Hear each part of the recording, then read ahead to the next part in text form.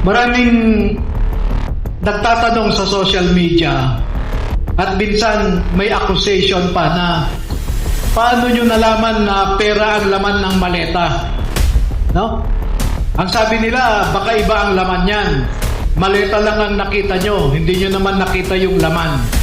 Pwede bang sagutin nyo yung ganong mga criticism? Sir, para masagot po yung tanong na yan, doon pa lang sa taas, sir, sasabihan ka na ng executive assistant na ingatan yung maleta na yan dahil basura ang laman. So doon pa lang, sir, yung tinatawag na namin na basura ay pera. At saka minsan po, nakikita rin po namin na nagbibilang po sila. Madagdag ko lang din, sir. Hindi naman siguro kailangan ng security at saka bulletproof na mga sasakyan kung sayote siguro laman ng maleta. Pero dahil sa pera po, kailangan po ng maraming security at saka bulletproof na sasakyan.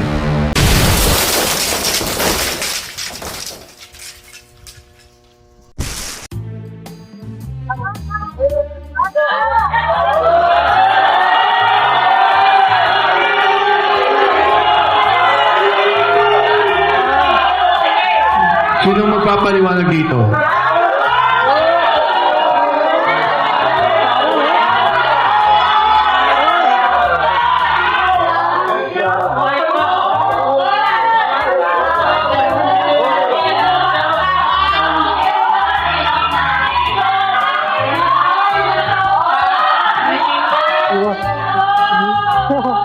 Sino yung mga nasa likod ng mga nakabes? Sige, go, Sarge. Yan po, sir, yung mga empleyado, sir, ng Maxi, sir. Nang? Maxi, na pagkumayari ni Postal Dico. Pakiulit, Marge. Yan po, sir, yung mga empleyado ng Maxi na tinatawag na Mercedes Aviation and Development Corporation. Okay, thank you. Fast forward na natin.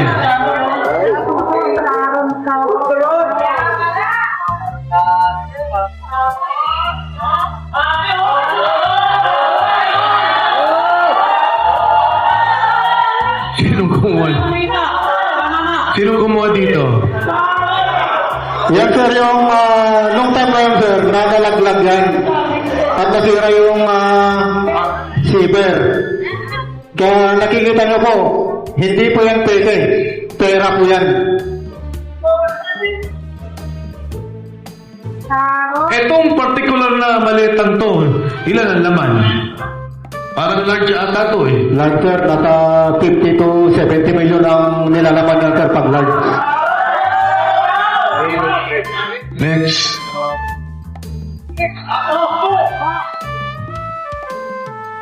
Sinong mag... Bahay po yan ni...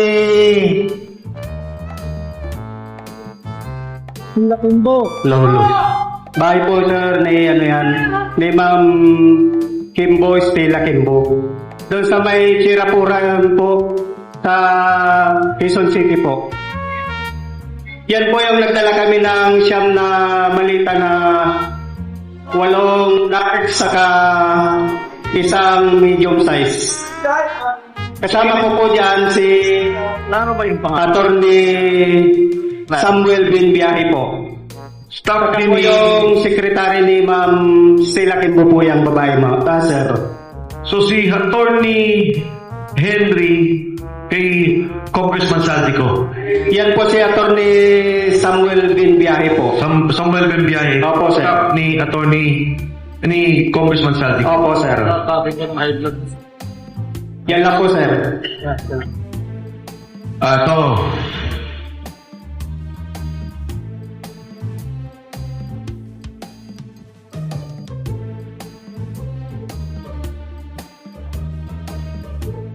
Sino maaaring magkwento tungkol dito? Ako, sir. Okay, tayo ka para marinig ka nila.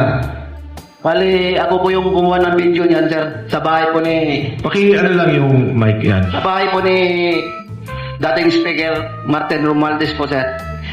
Bali, kasama ko po dyan, sir, si John Paul Estrada, at saka yung mga kasama kong security, pero yung iba sir wala dito, yung iba nandito, pero yung wala babanggitin ko po. Bali kasama ko dyan si Lubin Badilla, Marlon Sherwintan at saka si Mario Sumay at saka yung isang rapper namin si Ranji Paga. Ano yun lang natin, klaro natin ha, bahay ni... Dating speaker sir si Martin Romartes po. Saan parte ng bahayan? Number 42 McKinley, North Forbes Park sir.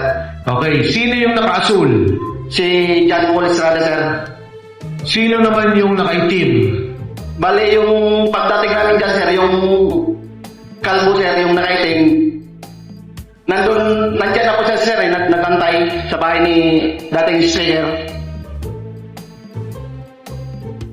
Sa mga tuwid, yung nakaitim, tao mismo ni speaker. Yes sir. Ilan ang delivery nyo na yan, na maleta? Mababa ko yung 20 sir. Pero yung iba sir nasa labas ko po, hindi pa po napasok. Yung nakuhanan ko po, yun lang po yung nandyan. Ilang beses kayo mag-deliver ng ganyan? Bali, nung time ko po sir, isang beses lang po. Pero sa, di ba may group chat kayo? Yes Yung sir. speaker, ilang beses nag-deliver ng ganyan?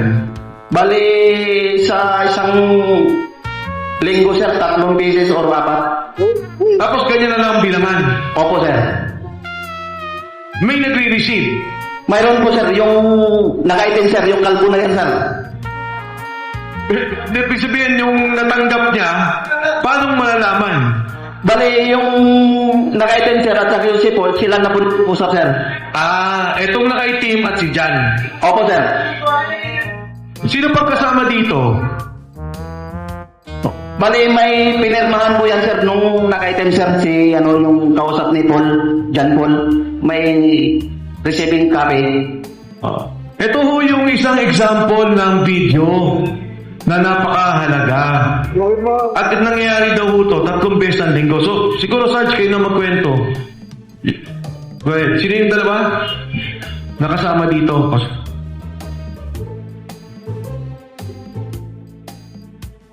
So, bali po ang nangyari yan, sir. From Horizon Homes, sa unit ni Boss Ali, Unit 56 sa CD, ibababa po namin papuntang basement 3. Then, isasakay po namin sa mga sasakyan. Then, saka po namin i-deliver. Yun po yung kalakaran po, sir. Noong una po yan, ang malimit po na pinagbababaan po ay doon po sa lobby. Pero sa dami ng mga tao na nakakakita, so nagpasya po sila na ilipat po sa basement 3 ng Horizon Homes. At doon po inaakyat at binababa ang mga maleta na nanggagaling sa kaban ng bayan. Yan po yung kalakaran po na ginagawa po namin. Yan po yung trabaho namin. Sarge. Assalamualaikum. Ako po isa po dyan sa nag-deliver po. Sa backup po kami sa Hilux. Bali yung entrance ni static speaker sa 42 McKinley, ngayon po ay sirado na. Kung napapansin nyo, kung dadaan kayo doon, wala na. Puro talim na lang. Pagpasok sa entrance may guard. Pagpasok ganyan may parang rotonda. Pagpasok sa rotonda, pag drop namin, yan na yung papasok. Yun lang po yung karanasan ko po dyan sa deliver po. Salamat. Thank you. May gusto mo bang idagdag? Next tayo. Ito yung tao. Kilala niyo yung pangalan? Sarge? Hello. Nare-recall ninyo?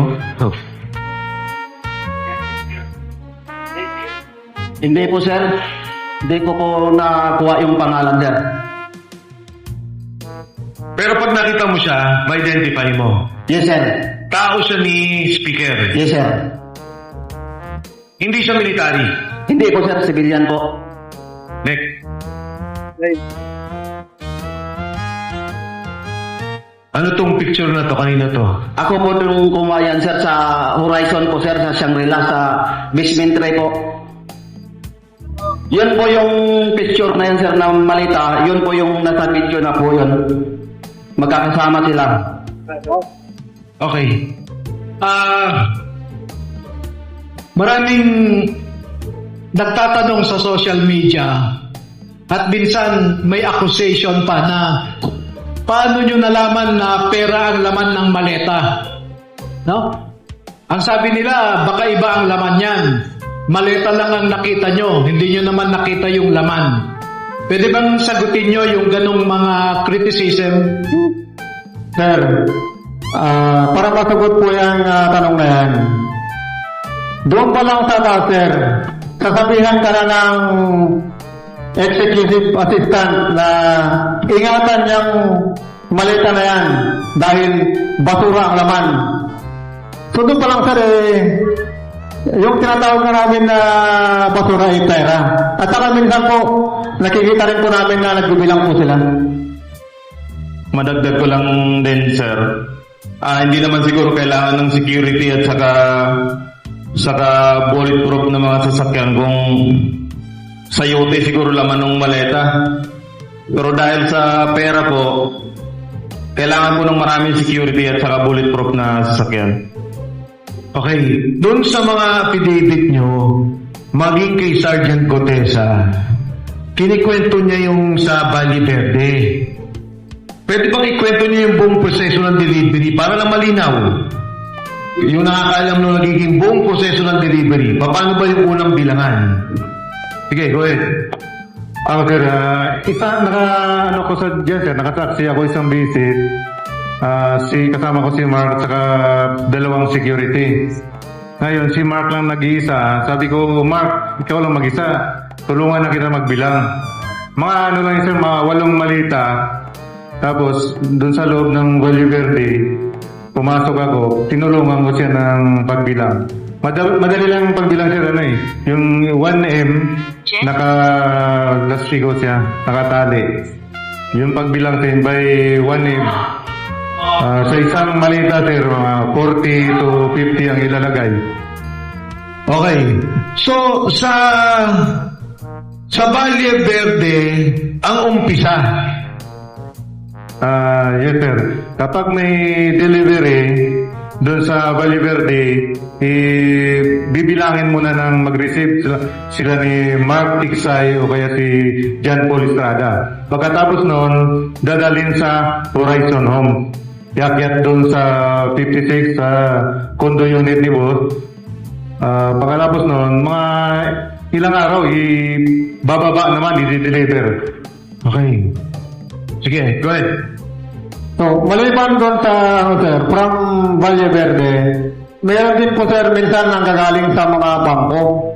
Like, BDO, Land Bank, at saka TDCOM, sir.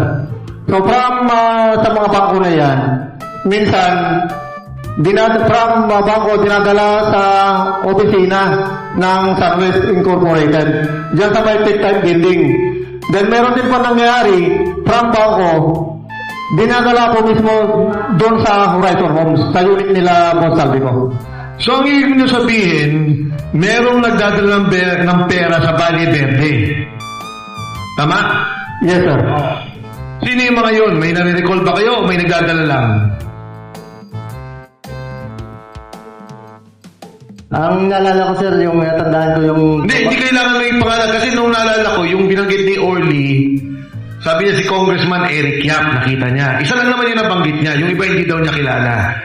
Pero sabi niya, doon daw ang bagsakan ng pera. Totoo po yan, sir. Doon po yung pinaka-hub delivery point doon sa 28 Dragonfly Corner Ladybug sa Valle Verde District sa bahay ni Boss Salvi. Sir.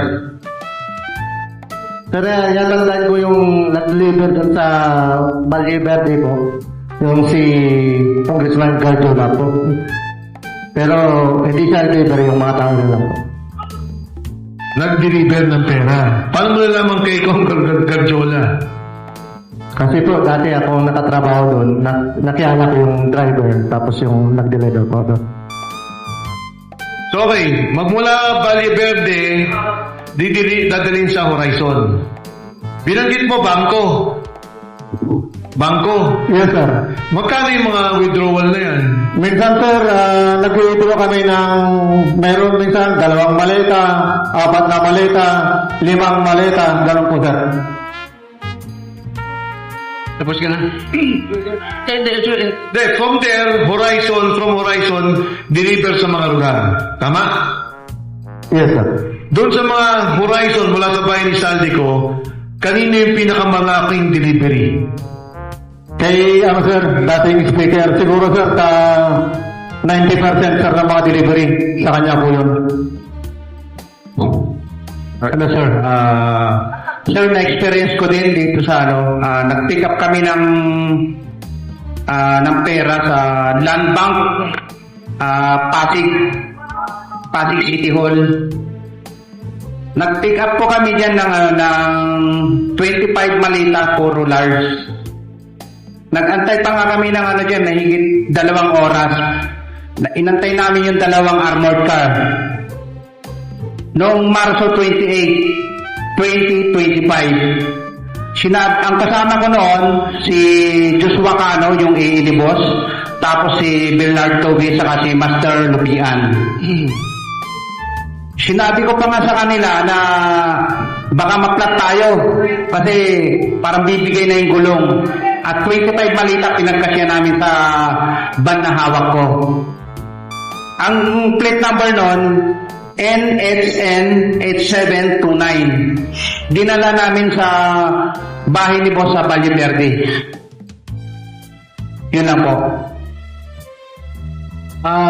Singit lang po ako ha, dahil bigla kong naalala nung binabanggit niya yung mga plate number ng sasakyan na ginagamit nila. Meron po akong information, reliable po ito, na yung LTO, pinagbubura na yung record ng mga sasakyan na ginamit nila sa pagde-deliver.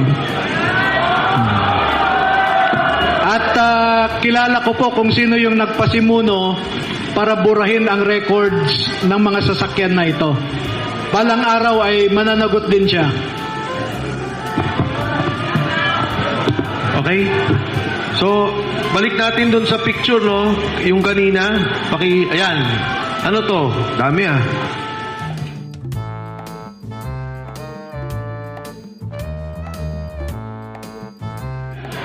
Paki-describe kahit sino.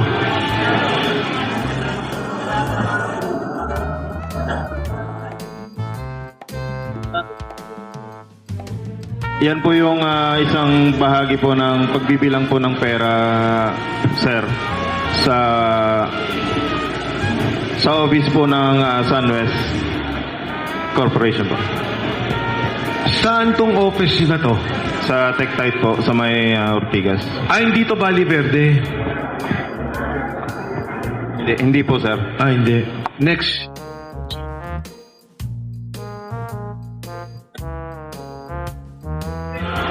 Saan to? Doon din po yan sa office din po yan, sir. Meron ba kayong money counter o ganyan na lang ang bilangan? May counting machine po yan, sir. Marami po yan, sir. Hindi lang nakagip sa kwan.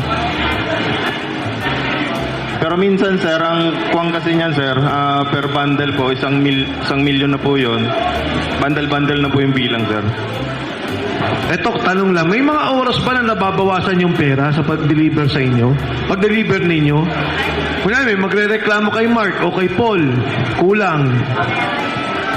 Meron sir, nagre-reklamo yung kay Kong Romualdez po na minsan kulang po yung delivery. Magkano daw kulang? Hindi ko lang kung magkano sir, million din nawawala sir. Isang beses lang nangyari yun? Hindi lang isang beses sir, bawat delivery po kulang.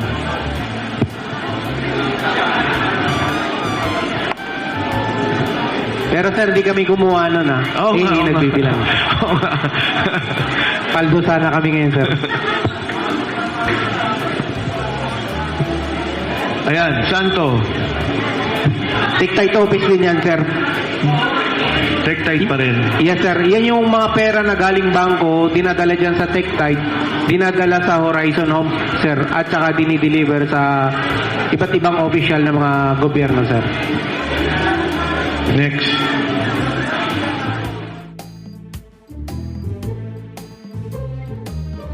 Sir, yan sa building ni Senator Soto.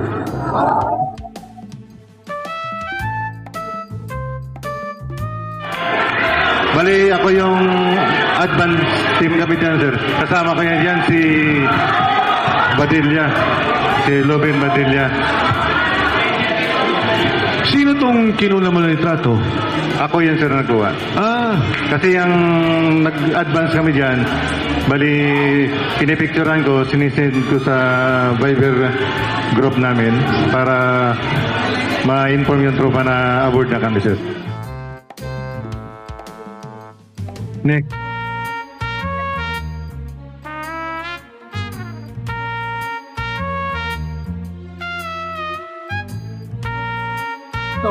Tore, oh.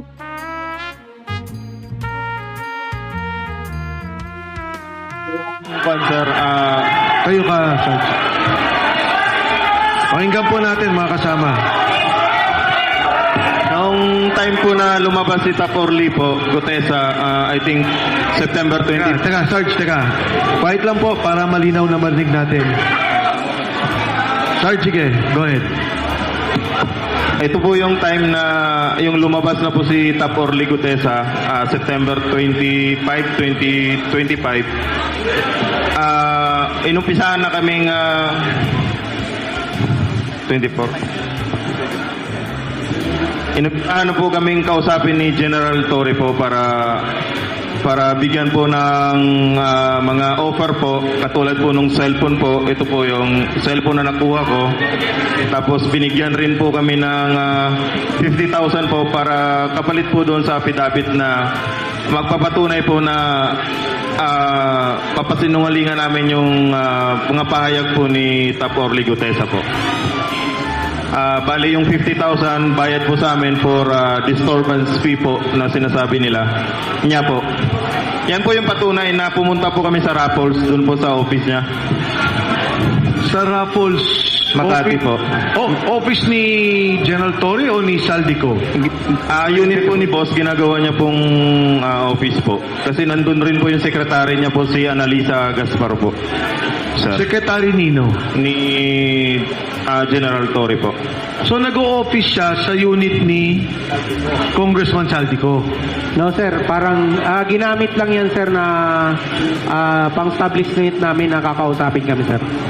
Diyan kayo nag-set ng meeting. Yes, sir. Yung time kasi na yan, sir, hindi rin namin alam kasi ang akala namin sila pa ni dating speaker at saka si Busaldi. Yung pala, ginagapang na pala, sir. Kaya akala namin si boss pang nagpupundo dyan para ma-hold the line kami, sir. Para hindi kayo lumabas. Opo. Sino-sino itong mga nandito? Yung dito po, yung naka-gray po, si kasamahan po namin, si Tap Malati po, retired Army, si General Torre po, si Tap Lupian, si Sarge Master Polidario, si Tap Pabiluna, at saka ito po yung ulo po, si Tap Uluntante po. Kasama rin dyan po. Actually sir, marami kami dyan. Mga 15 kami sir na pinapirma po ng NDA po, non-disclosure agreement at saka yung affidavit po na magpapatunay na papasinungalingan po namin yung sinasabi ni Taporli po.